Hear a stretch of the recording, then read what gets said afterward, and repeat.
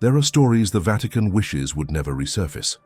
Tales whispered only behind closed doors, in the silence of monasteries, far from the eyes of the faithful. Among these, there is one ritual so mysterious, so feared, that it was erased from the official records, a ceremony said to confront not just demonic possession, but something far more ancient. They called it the forbidden exorcism. Some claim it originated before Christianity itself, hidden within old monastic codices that predate the Roman Church. Others believe it was created by priests who had seen too much, men who had witnessed manifestations that defied the official teachings. What made this ritual different was not just its power, but what it invoked. Unlike traditional exorcisms, which command the entity to leave in the name of Christ, this forbidden version called upon forces forgotten even by the Church, sacred names spoken in a language now lost, symbols drawn in circles of light and shadow. And for centuries it was said that only a few priests, chosen and sworn to silence, had ever performed it. But something happened. After a series of unexplained deaths in the 17th century, the Vatican declared the ritual heretical. The texts were burned, the records sealed, and those who practiced it disappeared from history. Officially, the Church denies it ever existed, but scattered among secret archives and abandoned monasteries, fragments remain. Latin inscriptions half erased by time, sigils carved into stone altars, and prayers that no one dares to repeat aloud. Tonight, we open that door. We will explore what this forbidden exorcism really was, who created it, why it vanished, and what it reveals about the battle between faith and fear. Because sometimes, the greatest secrets of the Church are not the miracles it proclaims, but the rituals it tries to bury. To understand the origins of the forbidden exorcism, we must travel back to a time when the Church was not yet the structured institution we know today, when faith, fear, and superstition walked hand in hand through the dark corridors of medieval Europe. Long before the Vatican codified the Rituale Romanum, exorcisms were performed by monks who believed that every illness, every madness, and every misfortune had a spiritual cause. In hidden monasteries, priests wrote prayers in Latin mixed with Aramaic, using ancient symbols that even they didn't fully understand. These were not ceremonies of light alone, they were acts of confrontation with the unknown. The first reference to what historians later called the forbidden exorcism appears in the 15th century, in a document discovered in the Benedictine Abbey of Monte Cassino. It spoke of a ritual that unleashed forces beyond comprehension, meant only for those who had looked into the eyes of darkness and returned. The text described a ceremony involving 3 priests, a silver cross, and a relic said to contain the ashes of a saint martyred in the desert. But the most curious detail was not the relic, it was the invocation itself, a sequence of syllables resembling no known language, whispered instead of shouted, as if secrecy was part of its power. Over the centuries, versions of this exorcism began to surface across Europe, in Spain, France, and Poland, each with subtle variations, but all sharing one phrase: non de hoc mundo, not of this world. Some theologians interpreted this as proof that the ritual dealt with entities that were not demonic in the traditional sense, but something older, something that predated human religion. The Church, facing a wave of reports of possessions and unexplained deaths, decided to centralize and control all exorcism rites. In 1614, Pope Paul V authorized the Rituale Romanum, a standardized manual of Catholic rituals, and with that, many older texts were declared forbidden. But one manuscript known as the Codex Tenebris refused to disappear. Hidden in the archives of a monastery in southern Italy, it contained descriptions of a ritual that the Church refused to acknowledge. The Codex claimed that the exorcism could not only cast out entities, but also reveal truths veiled to mortal eyes. To the Church, this was dangerous. To others, it was revelation. Over time, priests who attempted to study or perform this ritual were accused of heresy. Some were silenced, others vanished under mysterious circumstances. Yet, fragments of the rite survived, copied by hand, translated into secret grimoires, and passed from one generation of exorcists to another. One of the last recorded attempts to perform it took place in the early 17th century in a small village near Avignon. The event, documented in a local chronicle, describes a priest named Father Gabriel who claimed to have faced an intelligence that knew his every thought. Witnesses reported a blinding light, then darkness, and when they entered the chapel, the priest was gone. Only his crucifix remained, bent in the middle, as if it had been twisted by something unseen. From that day on, the Vatican ordered that all references to the ritual be removed. Libraries were cleansed, records rewritten. The forbidden exorcism became legend, a shadow spoken of only among those who dared to believe that some knowledge is not meant for all eyes. And yet, despite centuries of silence, traces remain, hidden symbols carved into ancient cathedrals, Latin phrases that appear in no other scripture, and prayers that echo an older, more primal language. Perhaps it was never about banishing demons at all. Perhaps it was about unlocking a hidden part of the human soul, the place where darkness and divinity meet. For centuries, no one dared to speak openly about the forbidden exorcism. It was whispered about in confessionals, hidden between the lines of old diaries, and buried in footnotes of forbidden books. Yet, in fragments scattered across Europe, a picture begins to emerge, a ritual unlike any other in Christian tradition. While the standard exorcism invoked divine authority with the phrase "In nomine Patris et Filii et Spiritus Sancti," this one began with silence. The priest, instead of reading from the Rituale Romanum, would draw a circle on the ground with blessed chalk, inscribing inside it 7 symbols, each representing one of the cardinal virtues. But beneath them, hidden in smaller script, were markings that no theologian has ever translated. The ceremony required 3 sacred elements: fire, salt, and a fragment of consecrated iron. The iron was believed to bind what cannot be named, the salt to purify, and the flame to reveal the truth behind the illusion. Before beginning, the exorcist would fast for 7 days, reciting psalms of repentance in total solitude. On the final night, he would write his name on parchment and burn it in front of the altar, symbolizing that he had surrendered his will entirely to the divine. Witnesses who claimed to have seen this ritual described an atmosphere thick and heavy, as if the air itself resisted the ceremony. Candles would flicker without wind. The temperature would drop, and yet the priest would not command the spirit to depart. He would ask its name, not as an act of defiance, but as an inquiry into truth. According to the few surviving descriptions, the ritual was less about expulsion and more about revelation. The exorcist sought to expose deception, to unveil what was hidden not only in the possessed but in himself. That which you confront outside, says a marginal note in one of the preserved fragments, is only what you have denied within. It was this notion that the ritual merged spiritual warfare with self-confrontation that alarmed the Vatican. If true, it meant the ritual was not simply about casting out evil, but about acknowledging its reflection within human nature. A dangerous theology, a forbidden mirror. The incantations themselves were brief, rhythmic, and performed in alternating voices between the priest and his assistant, Latin intertwined with syllables resembling ancient Hebrew, perhaps even older. Some historians believe these phrases may have originated from pre-Christian purification rites, echoes of Egyptian or Babylonian formulas that survived through oral tradition. One of the final phrases recorded reads, "Lux mea non ex hoc mundo," "My light is not of this world." At that point, the exorcist would lift the silver cross toward the afflicted person, not to drive out the spirit, but to illuminate it.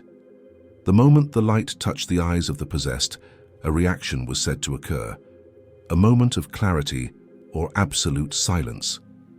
Some reported that the person under possession would suddenly speak truths they could not have known, hidden sins, ancient prophecies, or even forgotten memories of those present. Others claimed the ritual sometimes ended abruptly, the candles extinguished, the priest unconscious, and the afflicted free but silent. The Church saw this as too close to magic, a border between theology and forbidden knowledge that no priest was meant to cross.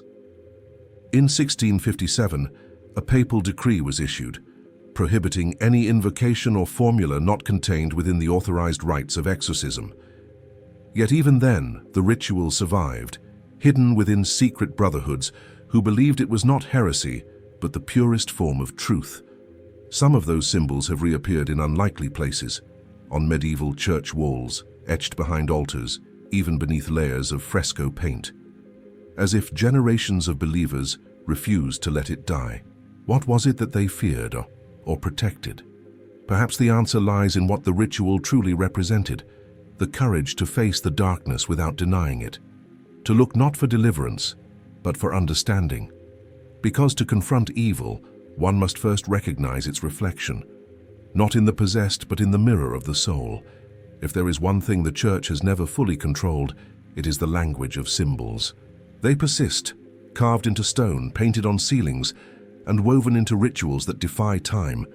The forbidden exorcism is no exception. Though the Vatican erased its words, it could not erase its signs. Across Europe, certain symbols began to appear repeatedly, on rosaries, reliquaries, and the foundations of old cathedrals. The first is the circle within the cross, a shape rarely used in Christian iconography, but prominent in pre-Christian rituals. To the ancients, it represented the union of the divine and the earthly, heaven and matter, spirit and body. In the forbidden rite, it was drawn in salt, marking the boundary between the human world and the unseen. Inside the circle, another symbol emerged, the inverted triangle, representing descent into the depths of the soul. Modern scholars associate it with the alchemical process of solve et coagula, dissolution and recomposition, death and rebirth. To the priests who practiced the forbidden exorcism, it signified the descent before illumination, the willingness to face darkness before invoking the light. Around the edges of the circle, 7 letters were inscribed. They were not Latin, Greek, or Hebrew, but something older, resembling Phoenician script. Some believe they were derived from the lost alphabet of Enochian, the so-called language of angels recorded by John Dee and Edward Kelly in the 16th century. Each letter corresponded to one of the 7 virtues: faith, hope, charity, prudence, justice, temperance, and fortitude, but inverted, as if to remind the exorcist that virtue is forged only through the confrontation with its opposite. And then there was the seal of silence, 2 interlocked serpents forming a loop, biting each other's tails. In the Hermetic tradition, this was the Ouroboros, the serpent that devours itself, symbolizing eternity, unity, and the cyclical nature of existence. In Christian reinterpretation, it came to represent the infinite struggle between good and evil, spirit and flesh. Within the forbidden exorcism, it was said that the priest would trace the Ouroboros with blessed oil upon the forehead of the possessed, a mark of containment, not destruction, to contain the shadow rather than to annihilate it. Hidden beneath the Vatican Library lies a restricted collection known as the Archivum Secretum Apostolicum Vaticanum. Rumors claim that within its countless miles of shelves rests a single codex written entirely in cipher, a book whose pages are adorned with these same symbols. The few researchers who claim to have glimpsed it speak of pages that seem to shimmer in low light, as if the ink itself resisted being read. Whether the story is myth or truth, the pattern repeats throughout history. Wherever religion seeks to conceal, the symbols remain, reminders of a deeper truth that cannot be erased. Even in modern times, echoes of the forbidden exorcism survive in unexpected forms. The cross of St. Benedict, inscribed with the words Vade Retro Satana, shares uncanny similarities with one of the sigils found in the Codex Tenebris. The Celtic cross, once a pagan sun symbol, bears the same circular form used to bind the ritual space, and in some cathedrals, hidden beneath layers of restoration, there are engravings of twin serpents entwined around a cruciform base, a visual fusion of the Ouroboros and the cross. Coincidence or continuity? The line between the sacred and the forbidden has always been thin. The deeper we look, the clearer it becomes that the forbidden exorcism was not an isolated act of rebellion, but part of a lineage, a current of esoteric Christianity that viewed symbols as living forces, not mere decorations. To those who practiced it, each sign carried vibration, power, and intent. Words could lie, faith could falter, but symbols were eternal. Perhaps that is why the Vatican feared them, because symbols speak directly to the unconscious, to the part of us that cannot be controlled by doctrine. They awaken memory, connection, recognition. They remind us of what we once knew, that light and shadow are not enemies, but parts of the same divine whole. In the end, the forbidden exorcism may have been less a ritual of expulsion and more a ceremony of integration, a sacred act meant to restore balance between the seen and the unseen. A dangerous idea in an age ruled by fear, yet a necessary one for those who sought true spiritual knowledge. For centuries, the Vatican has denied the existence of the forbidden exorcism. Official statements insist that every authorized rite is public, transparent, and regulated by the Ritual Romanum. Yet behind the veil of ceremony and doctrine, there are whispers, voices of priests, scholars, and archivists who claim the Church guards far more than it reveals. Some of these voices come from within the priesthood itself. Anonymous letters sent to theological universities in the 1970s spoke of a second manual, one never printed, known only as Liber Veritatis Obscurae, the Book of Hidden Truth. It allegedly contained the full version of the forbidden exorcism, with marginal notes warning that its misuse could tear the veil between worlds. Others point to historical anomalies. Why do certain Vatican documents from the 1600s reference una liturgia negata, a denied liturgy, without explanation? Why were entire monasteries sealed by papal order after unexplained incidents involving exorcisms? And why do frescoes in some Roman chapels, restored in recent decades, reveal under their paint the very symbols described in the Codex Tenebris? It seems that the Church did not destroy the forbidden exorcism. It buried it, layer by layer, beneath centuries of silence. But silence is never eternal. In 1999, the Vatican officially revised its De Exorcismis et Supplicationibus Quibus Dam. While the new version simplified many prayers, one curious passage appeared in its preface. There exist formulas whose power remains known only to those ordained in secret faith. Was this an admission or a warning? Whatever the truth, one fact remains. Exorcism as an act has always been a war of meaning, a struggle not only against evil, but against ignorance. The forbidden ritual, if it ever existed, may not have been about commanding darkness to flee. It may have been about illuminating it. That is what makes it truly dangerous. Because illumination cannot be controlled. It belongs to the seeker, not to the institution. And in that light, we begin to understand why this ritual had to disappear. The Vatican's silence is not necessarily born of malice. Perhaps it is protection, an attempt to prevent minds unprepared for what they might encounter. Or perhaps it is fear. Fear that the human soul, when it looks too deeply into itself, might find not only its demons, but its divinity. And that realization, that heaven and hell may exist within the same consciousness, would forever change the meaning of faith. Think of it. What if the greatest exorcism is not one performed upon the possessed, but upon our own ignorance? What if the forbidden ritual was never meant to banish demons, but to awaken humanity? The Church teaches that knowledge can be temptation, but ancient mystics taught that knowledge is liberation. And somewhere between those two truths lies the real story, one written not in ink, but in silence. A silence that still echoes through the corridors of the Vatican, where archivists walk past locked doors marked simply with the letter V. Some say it stands for Veritas, others for Veto. Whatever it means, those doors remain closed. But symbols have a way of returning. They surface in dreams, in art, in the forgotten corners of churches, and every time they appear, they remind us that the sacred and the forbidden are often the same thing, two sides of the same revelation. So tonight, as you look into the darkness, remember, what the Church tried to erase was not a ritual, but a truth too powerful to control.